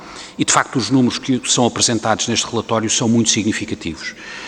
Os documentos comunicados aumentam mais de 11%, os documentos com NIF do adquirente singular aumentam mais de 10% e os setores com benefício do IRS, ou seja, aqueles setores que dão um benefício fiscal em sede de IRS, têm um aumento em termos de base tributável de mais de 18% e o imposto a entregar ao Estado aumentou 32%, muito acima do imposto que é entregue ao Estado nos restantes setores. E por isso estes números são indicativos que o e-fatura foi uma boa decisão, que houve também uma boa decisão do Partido Socialista no sentido de manter o regime e ele continua a produzir resultados muito significativos. E a pergunta que eu faria ao Governo é saber quais são os objetivos do Governo em termos do sistema e-fatura, que melhorias quer acrescentar para tornar ainda mais eficiente o sistema e-fatura no combate à evasão fiscal. Designadamente, nós sabemos que o sistema e-fatura foi criado, em primeiro lugar, em primeira linha, para combater a evasão fiscal do IVA, tem sido sucessivamente aplicado também ao IRS, ao IRC, e eu perguntaria, no fundo, como última pergunta, Sr. Presidente, e terminando, quais são as perspectivas do Governo no sentido de alargar o âmbito do e-fatura, designadamente em termos de impostos cobertos e discrepâncias e divergências a detectar. Muito obrigado. Muito obrigado, ao Sr. Deputado Paulo Núncio. A palavra à Sra. Secretária de Estado para responder. Dispõe até 5 minutos. Faço favor, Sra. Secretária. Obrigada, Sr. Presidente. Sr. Deputado, enfim, registro a solidariedade com que me vê aqui sentada nesta tarefa. voltando aos recursos humanos, que já referi aqui várias vezes, e reiterando o que anteriormente disse sobre essa matéria, este Governo da AD vê com preocupação o Estado que, porque durante muitos anos não houve recrutamentos externos dentro da AT, chegou o envelhecimento dos quadros da AT. E é preciso inverter. E essa inversão não só já está em curso e foi iniciada na anterior legislatura pelo anterior Governo, uma intenção de recrutamento continuado e paulatino de mais recursos para a administração tributária e, portanto, foram recrutados 400, está em curso um novo concurso para mais 390 e é preciso dar seguimento e manter e abrir novos concursos no futuro para poder, se quisermos, alimentar a base e não deixar que esta diminuição tão acentuada de recursos por efeito da reforma se mantenha, pelo menos com esta acentuação numérica. Depois, quanto ao e-fatura, ao pré-preenchimento, enfim, como sabe, eu olho para o e-fatura como um advento pelo manancial e pela possibilidade de informação que tem permitido à administração tributária e pelo cruzamento de informação e detecção de divergências a que as informações que são aportadas via e-fatura têm permitido. Como referi na minha intervenção inicial, a introdução do código de barras bidimensional, assim se chama o QR Code, permitiu, nos tempos mais recentes, em 2023, que é aqui objeto de discussão, mas também já em 2024 da informação que à data tem disponível, que o número de faturas comunicada tenha e venha paulatinamente a aumentar, o que significa alimentar a fonte de informação que este sistema nos permite. Aliás, como sabe, é um sistema invejado e que até a União Europeia já está a tentar implementar em outros vetores. A informação comunicada no e-fatura tem sido, ou foi foi e continua a ser muito relevante em matéria de IVA, naturalmente, porque a informação que nos dá é sobre faturação, vendas e prestações de serviços. Quem é que fatura, quem é que adquire, com IVA, sem IVA, quanto, etc. E, portanto, permitiu um salto muito grande na detecção de irregularidades em IVA, porque permite o pré-preenchimento. Hoje em dia há pré-preenchimento automático de declarações de IVA e isso só é possível pela informação de que dispomos através do e-fatura, potenciada agora pelo QR Code. E, portanto, porquê que em IRC não conseguimos chegar ao mesmo patamar? Porque o IRC tem as particularidades que lhe conhecemos e, portanto, da informação que está disponível, quer pelo e-fatura, quer por informação que chega à administração tributária comunicada por informações de terceiros e declarações de terceiros, o IRC tem particularidades em que há constrangimentos, sim, é possível melhorar com toda a certeza, é sempre. Estamos atentos e preocupados, sim, e a explorar todas as possibilidades de melhoramento e de aumentar o pré-preenchimento de todas as declarações. Mas no IRC é particularmente difícil, porque, como sabe, no IRC aquilo que é comunicado é informação contabilística. Pode haver, parece-me, e enfim estou a antecipar aquilo que não está ainda, pelo menos vertido sob a forma sequer de um projeto, que haja um maior pré-preenchimento através da informação que é comunicada desde logo na informação empresarial simplificada, que nos dá muita informação de base contabilística. Mas o IRC, e esse é o tema, é construído e é determinado com base na informação contabilística, é verdade, e essa pode ser já recolhida de outras fontes e de outras declarações, mas depois é corrigido nos termos da lei. E estas correções nos termos da lei, o 47 da modelo 22, não é possível, por hora, lá chegaremos, espero, automatizar completamente. E, portanto, esse é um desafio e um projeto grande. Continuaremos a acompanhá-lo e a fazer tudo nesse sentido, mas há de facto um caminho a fazer. Por último, quanto ao teletrabalho, estamos obviamente a ponderar e a verificar a evolução dos modelos organizativos. E, portanto, é um tema que está sob atenção, temos consciência de qual é o regulamento de teletrabalho dentro da administração tributária. Há muito pouco teletrabalho, por exemplo, nos serviços descentralizados. Praticamente não existe. E, portanto, é um tema dos serviços centrais. Há que ponderar os prós e os contras, de acordo, de resto, com as melhores práticas internacionais. E sim está a ser avaliado. Muito obrigado, Sra. Secretária de Estado. Vamos então iniciar a segunda ronda. Como referi, desta feita, a Sra. Secretária de Estado teria a amabilidade de anotar as questões, na exata medida em que se lhe darei a palavra depois de formar as questões todas. O Sr. Deputado Paulo Núncio sinaliza à mesa, faça favor. Intervenção à mesa, faça favor. Não, é para me inscrever para as perguntas. Sim, esta estava inscrito porque é por grupo parlamentar, portanto já o tinha previamente inscrito. Palavra então ao Sr. Deputado Luís Newton, dispõe até 3 minutos. Faça favor.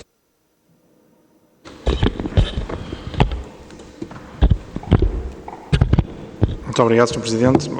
Dar nota aqui do profundo contributo para a reflexão do documento que nos traz hoje aqui e, no entanto, deixar aqui só mais algumas questões.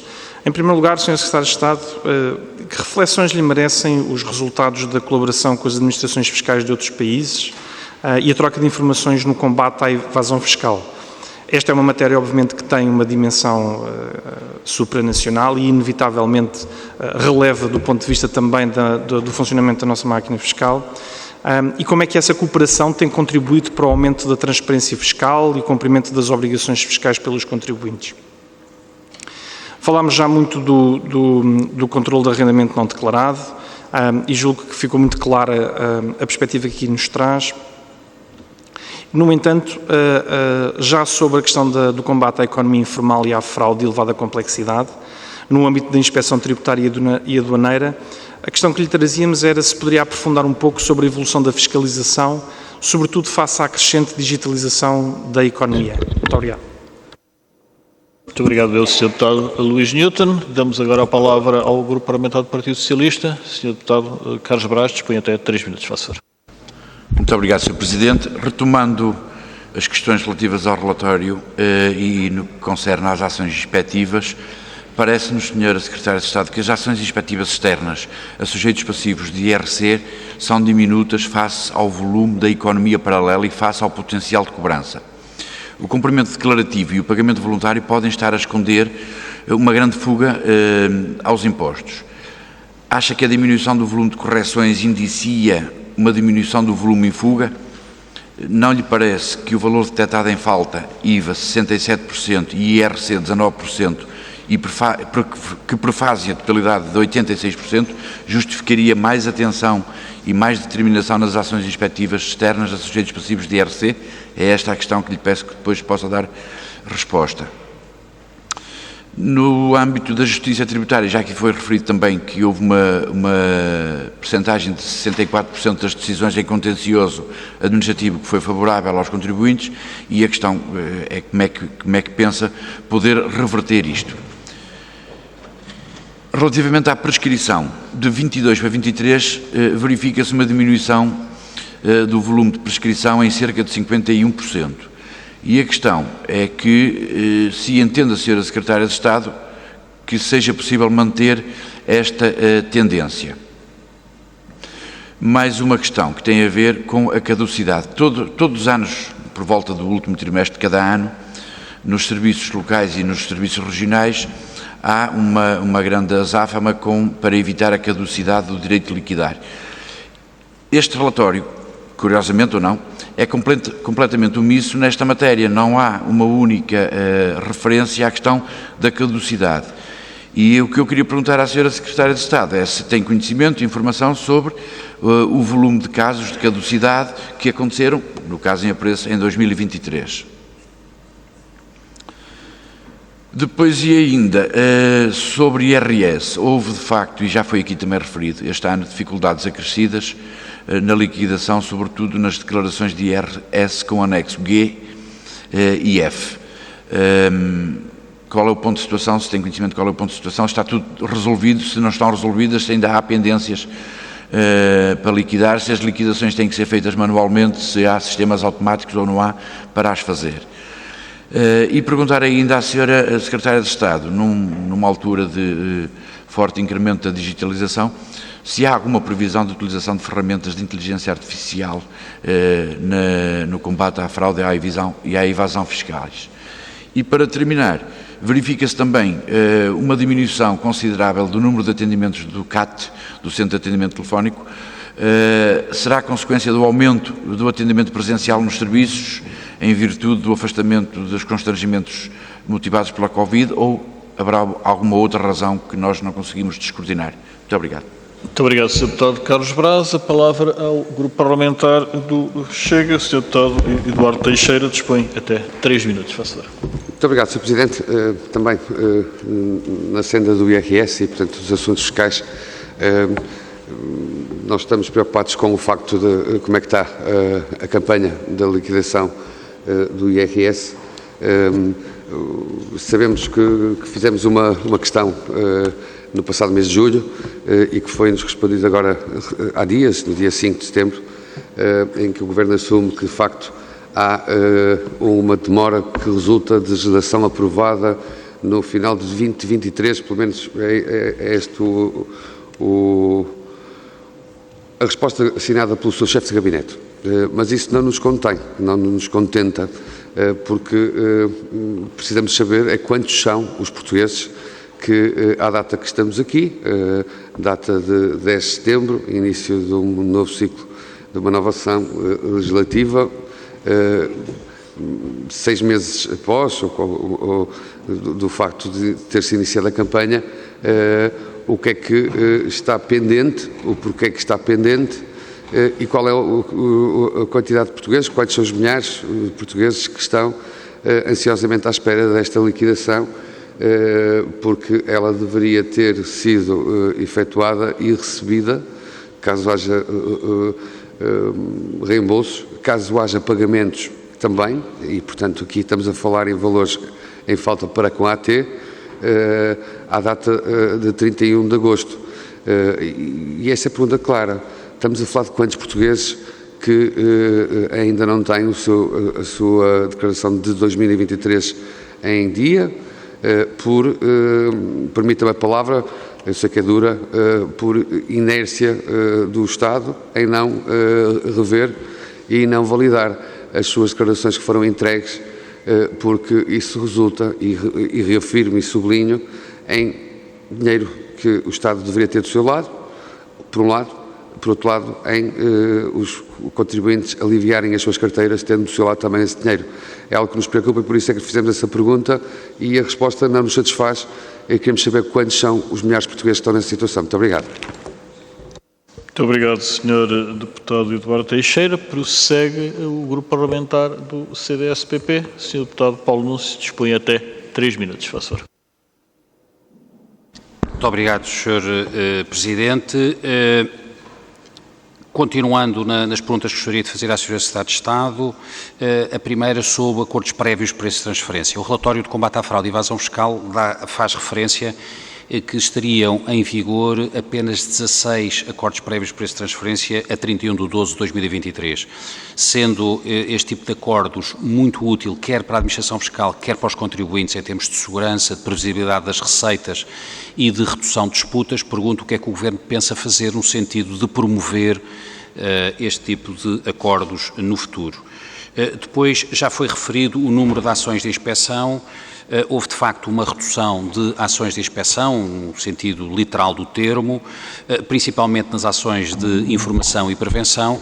É referido no relatório que a razão tem a ver com uma reorientação dessas fiscalizações para ações de maior complexidade. Gostaria também de obter um esclarecimento sobre essa matéria. O que é certo é que, não obstante ter havido uma redução das inspeções, houve um aumento do valor do imposto cobrado e essa verdadeiramente é que é a questão de fundo. Depois, ao nível da unidade de grandes contribuintes, a receita fiscal relacionada com as entidades e pessoas que estão supervisionadas pela Unidade de Grandes Contribuintes aumentou em 2023 face ao ano de 2022, embora tenha havido uma redução da atividade inspectiva e também da correção de impostos. A Unidade de Grandes Contribuintes é uma entidade fundamental da administração fiscal, foi criada em 2012 também, quando se criou a autoridade tributária, e tem vindo a mostrar também ao longo dos anos a sua eficiência e a sua eficácia na supervisão de entidades de maior dimensão. E por isso gostava também de perceber quais são as ideias do Governo para a Unidade de Grandes Contribuintes para o futuro. Finalmente, duas perguntas sobre contencioso. De acordo com os dados do relatório de combate à fraude, nas decisões de primeira instância dos tribunais administrativos e fiscais e dos tribunais de primeira instância dos tribunais tributários, a administração fiscal continua a ganhar mais processos que os contribuintes. Penso que isso é um dado relevante. Resulta também de uma maior coordenação e de uma maior eficácia ao nível da representação da Fazenda Pública. Que ideia tem o Governo para manter esta eficácia e destes resultados ao nível do acompanhamento das ações em tribunal? E, finalmente, em matéria de justiça penal, já foi referido na intervenção inicial que em 2023 houve 646 arguidos condenados pela prática de crimes fiscais, o que é um número muito significativo. Houve também mais arguidos condenados a prisão efetiva pela prática de crimes fiscais, o que também é um dado bastante significativo. A pergunta que eu faço, tendo em conta que a maior parte dos arguidos os arguidos condenados por crimes fiscais continuam a ser condenado apenas em penas de multa, se o Governo tem intenção no futuro em alterar as molduras penais e em eliminar em alguns crimes a situação em que a pena de multa surge em alternativa à pena de prisão efetiva, principalmente para os crimes fiscais mais graves. Muito obrigado. Muito obrigado, Sr. Deputado Paulo Nunes. Concluímos da parte das questões, obviamente, a segunda ronda, pelo que vou dar à Sra. Secretária de Estado 12 minutos para responder às várias questões. Sra. Secretária de Estado, faça favor. Obrigada, Sr. Presidente.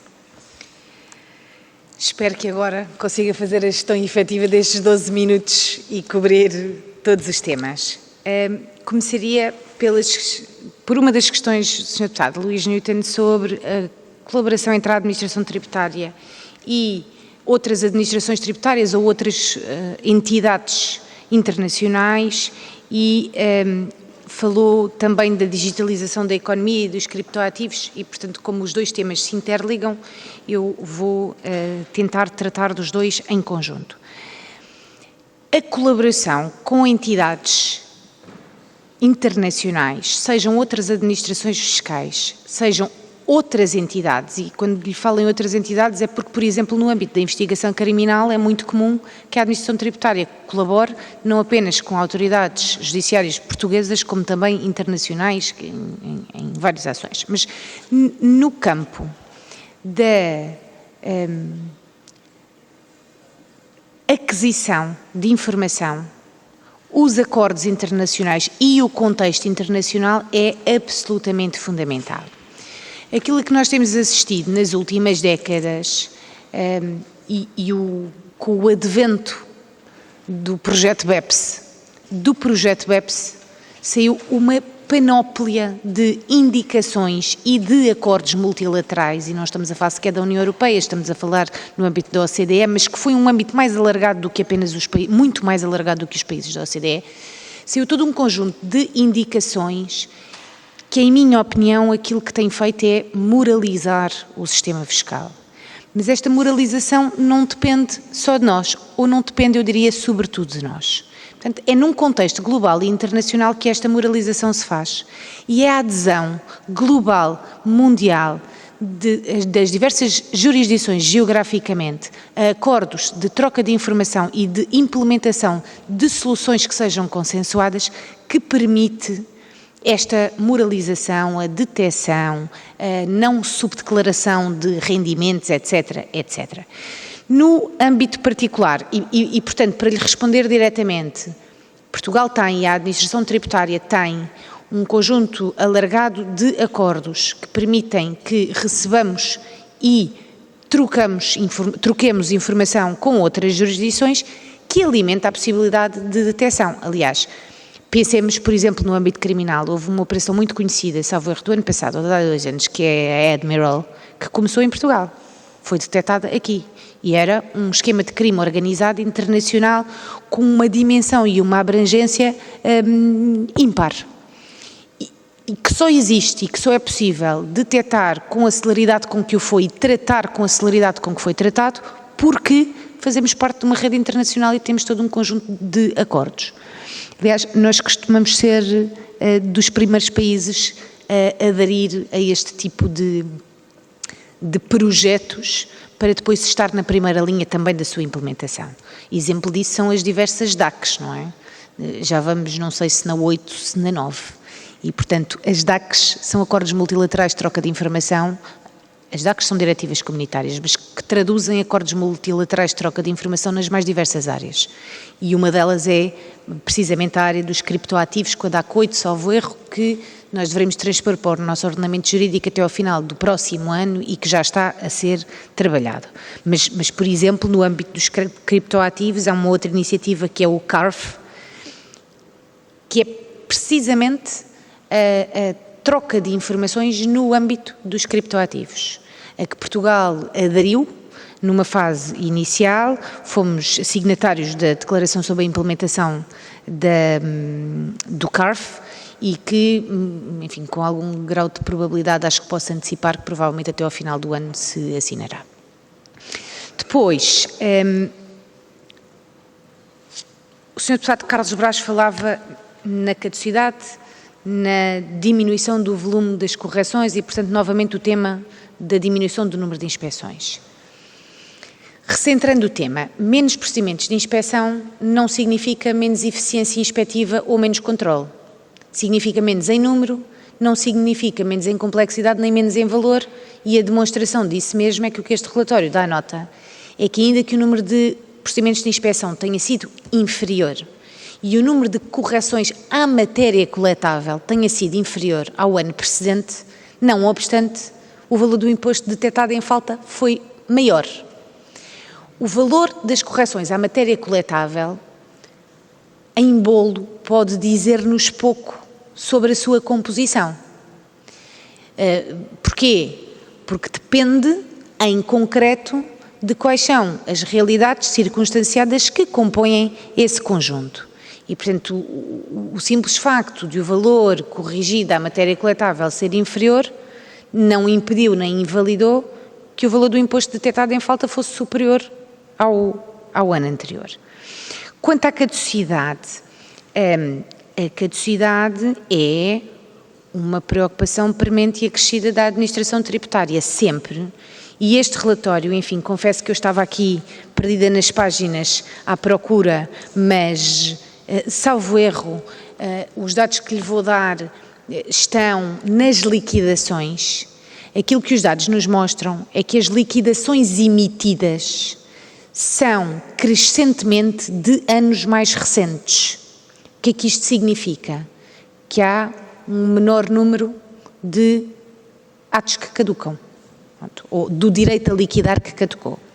Portanto, se a cada ano se está a liquidar o ano passado ou o ano precedente ao ano passado, estamos a liquidar menos N-4, que era aquele que caducava este ano, porque a caducidade tipicamente é de 4 anos.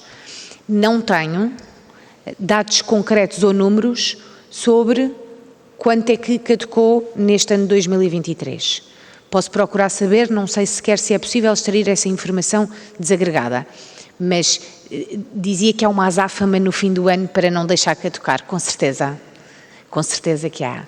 E, sobretudo, nos tempos mais recentes, houve um conjunto de diplomas que fez suspender os prazos de caducidade desde logo por força da pandemia. E, portanto, é uma preocupação premente, é um tema que tem que estar sempre em cima da mesa, que é preciso continuar a acompanhar e que a administração tributária está atenta, mas números não tenho, infelizmente, para lhe poder comunicar. Quanto ao ponto de situação do IRS e o que me perguntava sobre se as declarações são feitas manualmente. Não. Não. Não há, e não há bastante tempo, nenhuma declaração que seja feita manualmente. E também por isso justifica alguma demora adicional. Sempre que é preciso parametrizar de forma diferente àquilo que existe o sistema informático para emitir liquidações, aquilo que acontece é que isso implica mexer nos sistemas e implica tempo. E esta parametrização pode fazer-se por muitas razões. Pode fazer-se porque houve alterações legislativas e, portanto, o sistema não está adaptado à nova lei. Pode fazer-se porque há alterações jurisprudenciais e, portanto, há uma alteração de entendimento e o modo de tratar é diferente e implica essa alteração de parametrização, mas não há declarações emitidas manualmente. Portanto, o funcionário da administração tributária sentado, não direi já com um papel, mas com um Excel, a fazer contas e depois a emitir uma liquidação, dos dados que eu tenho hoje, não existe. E aquilo que é preciso sempre é parametrizar o sistema informático por forma a que ele traduza a interpretação e o acolhimento da lei vigente tal como está. E isto também implica demora adicional e tempo, porque implica intervenção nos sistemas. E, portanto, como sabe, as alterações legislativas tiveram e geraram algumas dúvidas interpretativas, que foi preciso estudar, apreciar e acomodar, para só depois se poder fazer a intervenção nos sistemas informáticos por forma a que as declarações pudessem ser validadas e emitidas e liquidadas. Perguntava se existe alguma intenção ou algum projeto de intervenção ou acomodação de inteligência artificial, com certeza. Necessariamente. Ou seja, as ferramentas de inteligência artificial podem e, em minha opinião pessoal, vão ser muito importantes e muito relevantes no trabalho da administração tributária. Porque as ferramentas de inteligência artificial vão permitir uma melhor construção das matrizes de risco e daquilo que são os critérios de risco para depois se selecionarem os contribuintes e as citações objeto de inspeção. E, portanto, sim, existe algum trabalho nessa matéria e a intenção é que possamos ter, dentro da administração tributária e, sobretudo, na construção das matrizes de risco, o uso de instrumentos de inteligência artificial. Falou ainda nos atendimentos do CAT, ou seja, através do atendimento telefónico, que caíram, exatamente. No último ano, sobretudo, assistiu-se a uma manifesta deslocação, sobretudo do acolhimento telefónico, mas também em alguma medida do e-balcão, que são os canais alternativos ao atendimento presencial, que eu não tenho métricas para lhe poder justificar, mas que antecipo que tenham a ver com o desaparecimento dos constrangimentos na deslocação física. Como dizia numa intervenção anterior e que acompanho, todos queremos caminhar para uma maior literacia fiscal e cada vez menos há deslocação presencial ou física das pessoas aos serviços de finanças, e ainda bem. Até porque os canais alternativos, quer do atendimento telefónico, quer sobretudo do e-balcão, permitem uma resolução mais célere, mais rápida e muitas vezes mais fundamentada, porque é preciso, da parte da administração tributária, dar uma resposta escrita ao contribuinte, que tiram as pessoas dos serviços de finanças, o que é um bom sinal. Porque, sobretudo, é um atendimento mais circunstanciado e mais tratado, se assim posso dizer. Não tenho dados que me permitam dizer porque é que o recurso ao atendimento telefónico foi menos usado, suspeito, porque as pessoas deixaram de ter constrangimento e puderam passar a ir presencialmente e fisicamente aos serviços de finanças.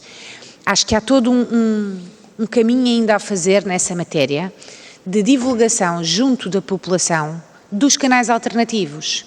Dou-lhe um exemplo só para que se perceba. Eu já escutei o meu tempo outra vez, peço desculpa.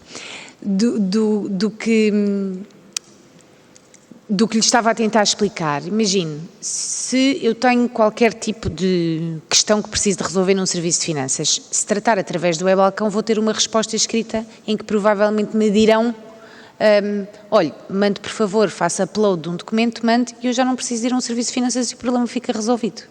Por e-balcão, por e-mail. Que é muitíssimo mais fácil do que ter que deslocar a um serviço de finanças onde o funcionário não vai ter a valência e a abrangência de todos os impostos e de todas as questões e terá provavelmente que recorrer a algum outro funcionário, o que no e-balcão é feito diretamente. Portanto, não tenho métricas, não sei porque é que o número de atendimentos telefónicos desceu tão acentuadamente, suspeito que por isto. Quanto ao Sr. Deputado Eduardo Teixeira e à inércia do Estado no IRS. Repare, muitas vezes isto tem que ver com a maneira como se olha para o copo, se é meio cheio, se é meio vazio. Temo que todos aqueles contribuintes de cuja liquidação decorre imposto a pagar, e são muitos, muitos milhares, não se estão a queixar desse atraso. Não merecem menos celeridade, nem menos tratamento atempado de todos aqueles outros que tenham um reembolso. Pronto. De quem tem imposto a pagar e mesmo... Exato. Neste momento não tenho dados que lhe possa dar à data de hoje, de quantas pessoas em concreto ainda não têm a sua declaração validada e liquidada. Aquilo que sim lhe posso dizer, dos últimos dados, dos mais recentes que recebemos, é que é, absolutamente residual, face ao universo dos mais de 6 milhões de declarações recebidas de IRS, e que, 2, neste momento não é, nem representa nenhum valor acrescido significativo face àquilo que era o ano passado a esta data. E, portanto, houve um tema de alguma demora adicional no tratamento das declarações, sobretudo aquelas que têm rendimentos de categoria F e G. Neste momento não há nenhum atraso maior ou menor do que aquilo que tem sido a tendência dos últimos anos no tratamento das declarações de IRS. Quanto ao contencioso que referiu e que o Sr. Deputado Paulo Núncio também referiu, o Sr. Deputado referia aí uma percentagem de ganho de causa dos contribuintes de 64%. Creio que está a olhar para a percentagem do ganho de causa nas reclamações graciosas, que, como lhe expliquei, tem por fundamento essencial o facto de haver muitas que são declarações de substituição. E que, portanto, reconhecer-se razão ao contribuinte é anular-se o erro que o próprio contribuinte cometeu e que, naturalmente, a administração tributária tem e deve reconhecer esse erro e anular o ato e substituí-lo por outro que seja conforme ao expurgado desse lapso. Isto não é assim e aqui vai um bocadinho de encontro à pergunta que fazia ao Sr. Deputado Paulo Núncio, isto não é assim no contencioso judicial, ou seja, no exercício dos meios contenciosos exercidos pelos contribuintes contratos de liquidação que consideram ilegais e que são discutidos em tribunal. Aqui, o ganho de causa da administração tributária nos tribunais é manifestamente superior, não é de 64%, é de, não sei, é muito mais favorável à administração tributária do que aos contribuintes. O que é que se quer evitar com muita veemência? Desde logo contencioso de massas que possa ser resolvido a montante e reservar os meios, sobretudo os meios judiciais, para o contencioso mais complexo que vai existir sempre, porque divergência de critérios interpretativos entre a administração e o contribuinte faz parte da história e vai continuar a existir sempre. Também nos cabe a nós, enquanto legisladores, legislar cada vez mais e melhor, eliminando dentro do possível a dúvida interpretativa que depois gera contencioso. Muito obrigada. Muito obrigado, Sra. Secretária de Estado. Penso que podemos concluir esta audição e assim se confirma. Portanto, agradecer às senhoras e senhores deputados todas as questões colocadas, agradecer à Sra. Secretária de Estado dos Assuntos Fiscais, Cláudia Reis Duarte, a presença e as respostas, instâncias das senhoras e senhores deputados, dar por encerrada esta audição, recordando que às 15 horas temos uma outra audição no âmbito dos trabalhos da Comissão de Orçamento, Finanças e Administração Pública. Senhoras e senhores deputados, continuação de uma boa tarde e então até já. Muito bem.